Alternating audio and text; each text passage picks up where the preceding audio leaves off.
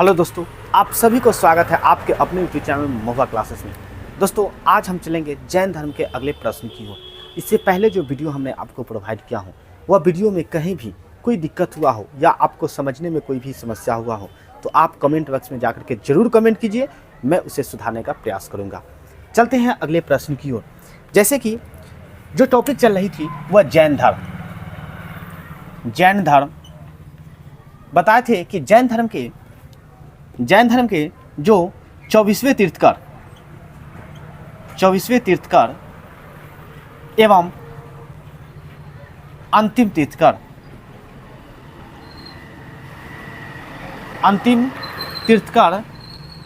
एवं यानी वास्तविक तीर्थकर वास्तविक तीर्थकर जो थे वह महावीर स्वामी। दोस्तों, अब आप सोचिएगा कि यह क्वेश्चन इतना क्या लिखा गया। जैन धर्म के 24वें तीर्थकर, अंतिम तीर्थकर, वास्तविक तीर्थकर, महावीर स्वामी। तो दोस्तों, आपसे क्वेश्चन पूछेगा, आंसर एक ही होगा, महावीर स्वामी। लेकिन क्वेश्चन पूछेगा कि जैन धर्म के वास्तविक संस्थापक कौन है, तो टिक लगाइए महावीर स्वामी। जैन धर्म के अंतिम तीर्थकर कौन है, टिक लगाइए महावीर स्वामी। जैन धर्म के वास्तविक तीर्थकर कौन है, टिक लगाइए महावीर स्वामी। जैन धर्म के 24वें तीर्थकर कौन है, टिक लगाइए महावीर स्वामी। यानी आपका क्वेश्चन का आंसर एक होगा, बट क्वेश्चन की पूछने की जो तरीका होगा वह अलग अलग तरीके से आपसे क्वेश्चन पूछा जाएगा, जो कि आप कॉन्सेप्ट अगर समझ लेंगे तो आपको समझने में कहीं भी कोई दिक्कत नहीं होगा। अब चलते हैं अगला प्रश्न जो है वह चलते हैं महावीर स्वामी की कहानी की ओर।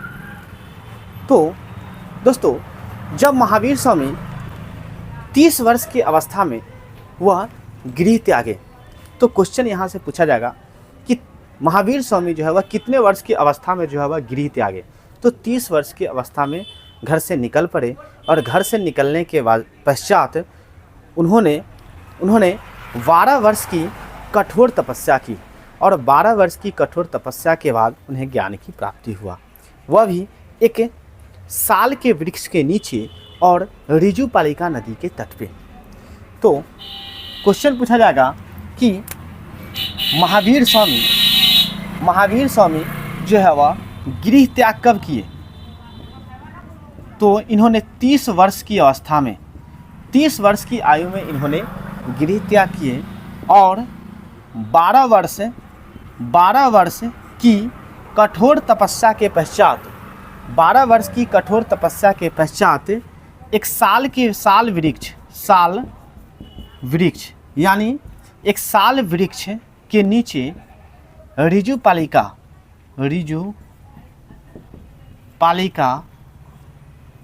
नदी, यानी साल वृक्ष के नीचे ऋजुपालिका नदी के तट पे 12 वर्ष की कठोर तपस्या के पश्चात इन्हें ज्ञान की प्राप्ति हुई।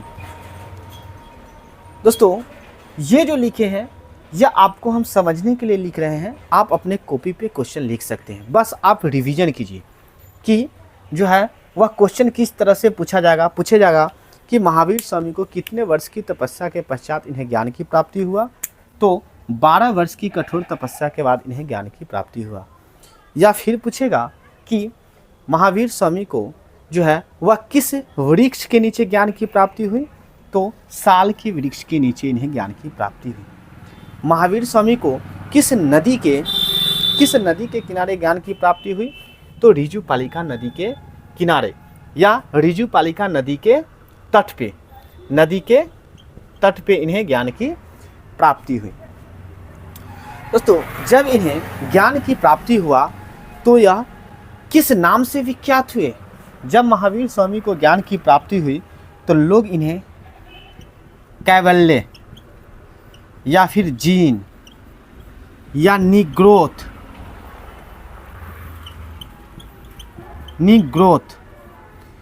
यानी कैवल्य, जीन, निग्रोथ लोग इन्हें कहने लगा। जीन का अर्थ होता है विजेता। और निग्रोध का मतलब होता है बंधन से मुक्त, यानी बंधन से मुक्त, यानी इन्हें ज्ञान की प्राप्ति हो गया या बंधन से मुक्त हो गया। उसके बाद फिर क्वेश्चन यहाँ पे बन रहा है कि जब महावीर स्वामी को ज्ञान की प्राप्ति हो गया, लोग इन्हें कैवल्य कहने लगा, लोग महावीर स्वामी को जीन के नाम से भी जानने लगा, जीन कहने लगा, निग्रोध कहने लगा। तो महावीर स्वामी जो है इसके पश्चात कहाँ गए? जब इन्हें ज्ञान की प्राप्ति हो गया तो महावीर स्वामी को ज्ञान की प्राप्ति के पश्चात यह सबसे पहले गए राजगीर, और राजगीर जाकर के वह अपना सबसे पहला बार वहीं पे उपदेश दिए। दोस्तों इसके पीछे बहुत सारा कहानी है कि राजगीर में ही क्यों गए। तो अगर हम ये सारे चीज़ को अगर समझाएंगे तो वीडियो बहुत ही लंबा चला जाएगा। जैन धर्म के संपूर्ण जानकारी के लिए कम से कम 6-7 वीडियो डालेंगे, तब जाकर के आपको पूरा क्लियर होगा। एक एक पॉइंट उतना जानने की ज़रूरत नहीं है। जब आप 12th पास कीजिए, जनरल कंपटीशन की तैयारी कीजिए, आपको संपूर्ण जानकारी मिलेगी। बट अभी जो प्रश्न पूछा जाता है उसी के हिसाब से हम आपको यह क्वेश्चन को लेकर के चल रहे हैं कि आपका जो इम्पोर्टेंट क्वेश्चन बन रहा है, जो एग्ज़ाम में आने की संभावना है, जो आएगा। ठीक है, आप ये सारा क्वेश्चन आपको मिल जाएगा क्वेश्चन बैंक में। जब आप क्वेश्चन बैंक को उलट के पढ़ोगे तो आपको उसमें यह सारा क्वेश्चन, कोई ना कोई क्वेश्चन आपको देखने को मिलेगा, कोई ना कोई ईयर्स में। तो फिर पूछा जाएगा कि महावीर स्वामी ने अपना पहला उपदेश कहाँ दिए? इन्होंने अपना पहला उपदेश जो है वह राजगीर में दिए। फिर एवं अपना अंतिम उपदेश जो है वह पावापुरी में दिए। और यही अंतिम उपदेश देते हुए इनकी मृत्यु जो है वह 468 ईसा पूर्व में जो है वह पावापुरी में इनकी मृत्यु हो जाती है।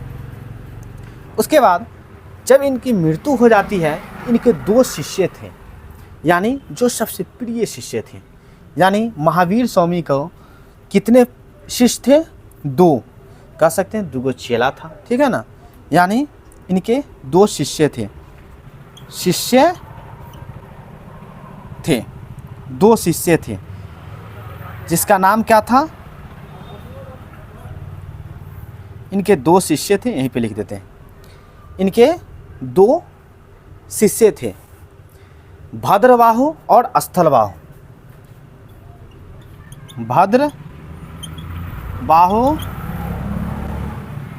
भद्रबाहु और दूसरा था स्थलबाहु। भद्रबाहु और स्थलबाहु।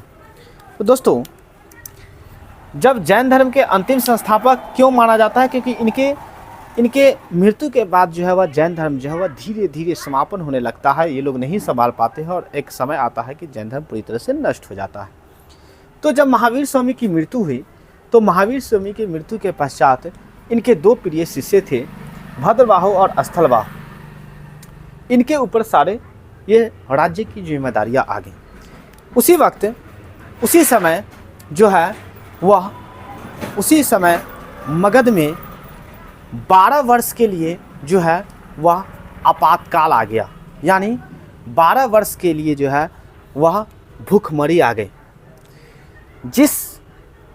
जिस कारण से जो है भद्रबाहु जो है वह भाग चला। और भाग के कहाँ गया? तो वह कर्नाटक के श्रवणबेल गोला में आ गया, यानी कर्नाटक में आ पहुँचा। जब भद्रबाहु वहाँ से भाग करके कर्नाटक आ गया तो वहाँ पे कौन रहा? स्थलबाहु। लेकिन दोस्तों जैसे ही यह 12 वर्ष का भीषण अकाल जो आपातकाल हो चुका था, भीषण अकाल, ठीक है ना, यानी भूखमरी पड़ गया था। तो जैसे ही यह समस्या ख़त्म हुआ, संकट ख़त्म हुए, उसके बाद जो है वह फिर भद्रबाहु जो है वह आ गए कहाँ? फिर आ गए मगध में, फिर अपने यहाँ पे आ गए। जैसे ही आए तो यह दोनों स्थलबाहु और भद्रबाहु और स्थलबाहु दोनों में विवाद हो गया, होना निश्चित है। कि भाई जब हम पे संकट पड़ा तो तुम छोड़ के चले गए, आज संकट खत्म हो गया तो फिर आ गया। तो उस वक्त जो है भद्रवाहु के नेतृत्व करने वाले जो लोग थे, जो भद्रवाहु के नेतृत्व करने वाले लोग थे, वह निवस्त्र रहते थे, यानी बिना वस्त्र के रहते थे, यानी निवस्त्र कह सकते हैं, निवस्त्र रहते थे। और स्थलवाहु के नेतृत्व करने वाले लोग जो है वह सफ़ेद वस्त्र पहनते थे, जिस कारण से इन्हें श्वेतांबर कहते थे, श्वेतांबर। और जो वस्त्र नहीं पहनते थे, निवस्त्र रहते थे, उन्हें दिगंबर कहा गया।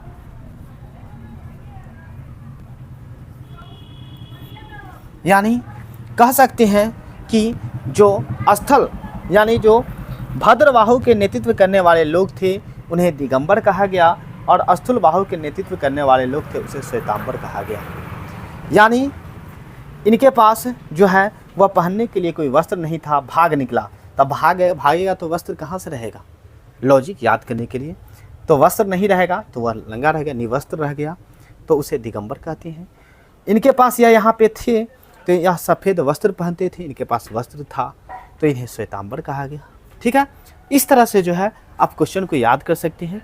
यह सारा क्वेश्चन जो है वह इम्पोर्टेंट है। ठीक है, यानी इनके शिष्य कितने थे, इनके शिष्य 2 थे। ठीक है, और शिष्य के नाम भी पूछेंगे कि महावीर स्वामी के जो 2 शिष्य थे उनका नाम क्या है, तो भद्रवाहु और स्थलवाहु। ठीक है, या फिर एक और प्रश्न पूछेगा या पूछ सकता है, क्योंकि पिछले ईयर जो है वह पूछे हुए था।